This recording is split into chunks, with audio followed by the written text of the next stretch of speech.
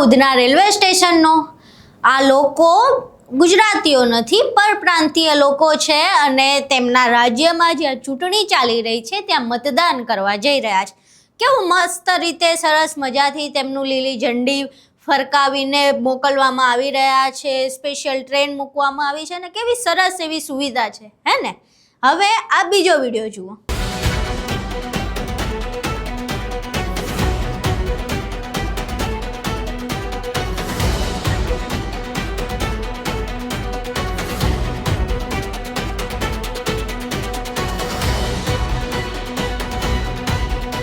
આ વિડીયોમાં પણ લોકો ગુજરાતીઓ નથી, આ લોકો પણ પરપ્રાંતીય છે અને તેઓ તેમના વતન જઈ રહ્યા છે, પરંતુ અહીંયા તેઓ વતન ચૂંટણી માટે નથી જઈ રહ્યા, પરંતુ જે યુદ્ધ ચાલી રહ્યું છે ઈરાન અને અમેરિકાનું, તેના કારણે ભારતમાં જે તેની અસર થઈ છે કે ગેસના બાટલા નથી મળી રહ્યા અથવા તો લોકોની રોજગારી છીનવાઈ રહી છે, એનાથી કંટાળીને પોતાના વતન પરત ફરી રહ્યા છે, પરંતુ અહીંયા પોલીસ લાઠીચાર્જ કરતા જોવા મળી રહી છે।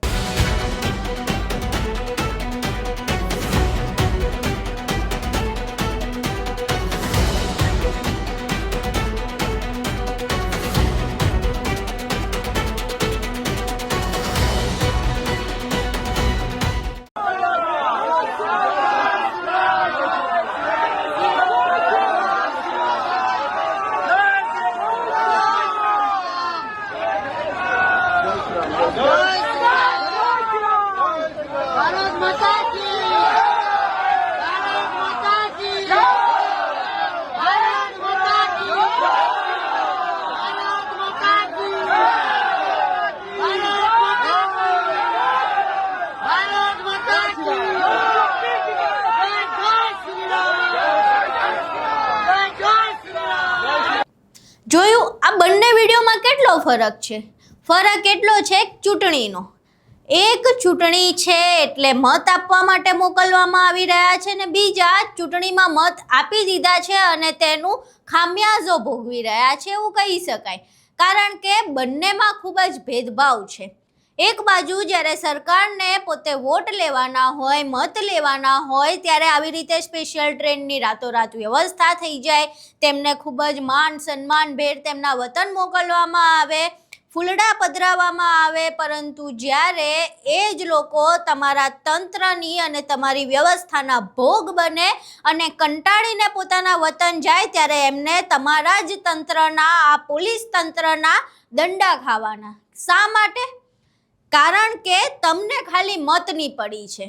ગુજરાતનો આ વિડીયો દેશભરમાં જ્યારે ચગ્યો ત્યારે જ આપણા ગુજરાત સરકારની અને તંત્ર અને તેમની વ્યવસ્થાના ધજાગરા થયા હતા અને દેશભરમાં તેની પ્રતિભાની ટીકા થઈ હતી, પરંતુ આપણને કોઈ ફેર ના પડ્યો અને ચૂંટણી આવી એટલે જે વ્યવસ્થા ત્યારે કરવાની હતી એ ન કરી શક્યા ને વ્યવસ્થા ચૂંટણી ટાણે રાતોરાત થઈ ગઈ। એટલે આમાં સીધી વાત છે કે જ્યારે તંત્રએ ને સરકારને કામ કરવું હોય ત્યારે કામ થઈ શકે છે, પરંતુ એ કરવાની દાનત હોવી જોઈએ। એ દાનત એમની ત્યારે નહોતી, કારણ કે ત્યારે એમનો કોઈ સ્વાર્થ નહોતો। જ્યારે એમનો સ્વાર્થ આવે ત્યારે રાતોરાત વ્યવસ્થા થઈ જાય અને જ્યારે એમનો સ્વાર્થ ન હોય ત્યારે શું કરવાનું? તો સામાન્ય લોકોએ આવી રીતે પોલીસના દંડા ખાવાના। કંઈક તો શરમ કરો। જ્યારે તમે વ્યવસ્થા કરી શકો છો, જ્યારે તમારે મતનો સ્વાર્થ હોય, જ્યારે તમારે પોતાનો સ્વાર્થ હોય, ત્યારે તમે આવી રીતે લોકોને ટ્રેનમાં મોકલી શકો છો, તમે એક વોટ માટે આ બધું રાતોરાત કરી શકો છો, તો પછી જ્યારે એમણે પોતાની મજબૂરીના કારણે ઘરે પાછું જવું પડે ત્યારે આ વ્યવસ્થા કેમ નથી થતી? આ વ્યવસ્થાનો અભાવ આપણે કોવિડ વખતે પણ જોયો હતો, આ વ્યવસ્થાનો અભાવ આપણે દર છઠ વખતે પણ જોઈએ છીએ અને આ વ્યવસ્થાનો અભાવ આ વખતે પણ જોવા મળ્યો, પરંતુ આ વ્યવસ્થાનો અભાવ જ્યારે એમનો સ્વાર્થ હોય ત્યારે નથી દેખાતો। જ્યારે જ્યારે એમને વોટ લેવાના હોય, જ્યારે એમનો સ્વાર્થ હોય ત્યારે આ કશું જ ના હોય, ત્યારે એમને રાતોરાત વ્યવસ્થા થઈ જાય। જ્યારે સાહેબ આવવાના હોય ને ત્યારે પણ આ રાતોરાત વ્યવસ્થા થઈ જાય। નરેન્દ્ર મોદી કે કોઈ એમના હાઈકમાન્ડના નેતાઓ આવે તો રાતોરાત રોડ રંગાઈ જાય, રસ્તા બની જાય, ટ્રાફિકની સમસ્યાઓ ખતમ થઈ જાય, બધી જ જે સમસ્યાઓ ખાડાથી લઈને, ગટરથી લઈને, રોડથી લઈને, ટ્રાફિકથી લઈને જે લોકો સામાન્ય જનતા બૂમો પાડી પાડીને થાકી જાય, કંટાળી જાય કે અહીંયા કોઈ સાંભળો ના સાંભળવામાં આવે, પરંતુ જ્યારે ચૂંટણી આવે ત્યારે એ બધી વસ્તુઓ રાતોરાત થઈ જાય, જ્યારે નેતાઓ આવે ત્યારે એ બધી વસ્તુઓ રાતોરાત થઈ જાય, બધી સુવિધા એકદમથી મળી જાય. નદી ઉકરડો બનીને બેઠી હોય ત્યાં સુધી સાફ ન થઈ હોય, પરંતુ જેવા નેતાજી આવે, જેવા જ સાહેબો આવે ત્યારે નદી રાતોરાત સાફ થઈ જાય. આવી કેવી તમારી વ્યવસ્થા? એટલે તમારે પાસે એટલું છે સંખ્યાબળ, એટલું જે હોવું જોઈએ એટલું આપણી પાસે શ્રમ બળ છે, પરંતુ એ શ્રમ બળનો ઉપયોગ આપણે લોકોના લાભ માટે નહીં, પરંતુ આ સાહેબો અને તેમના કથિત નેતાઓના કારણે કરવાનું. સામાન્ય જનતા તમને મત શા માટે આપે? કારણ કે એ સામાન્ય સુવિધાઓ તેમને રોજ મળે. પરંતુ આ સુવિધાઓ શું ફક્ત નેતાઓ પૂરતી છે? ફક્ત તમારા સ્વાર્થ પૂરતી છે? તમે જ્યારે આ લોકોને સામાન્ય દિવસોમાં, એમના છઠમાં, તહેવારમાં કે પછી કોવિડ વખતે કે હમણાં જ્યારે એમને તકલીફ પડી ત્યારે તમે ના ઊભી કરી શક્યા, એ વ્યવસ્થા નેતાઓ માટે રાતોરાત કેમની ઊભી થઈ જાય છે? થોડીક તમને શરમ આવી જોઈએ. જ્યારે પોલીસના દંડા પડ્યા ને લોકો ઉપર, ત્યારે ગૃહ રાજ્યમંત્રી હર્ષ સંઘવી જે આ લઈને બેઠા છે ગૃહ વિભાગ, તેમનું એક નિવેદન નથી આવ્યું કે આ દંડા શા માટે પડ્યા. આમ તો ખૂબ પોલીસના વખાણ કરતા હોવ છો. તમારા તંત્રની ભૂલના કારણે, તમારી વ્યવસ્થાની ભૂલના કારણે લોકો દંડા ખાય છે ત્યારે તમારા મોઢામાં મગ ભરાઈ જાય છે.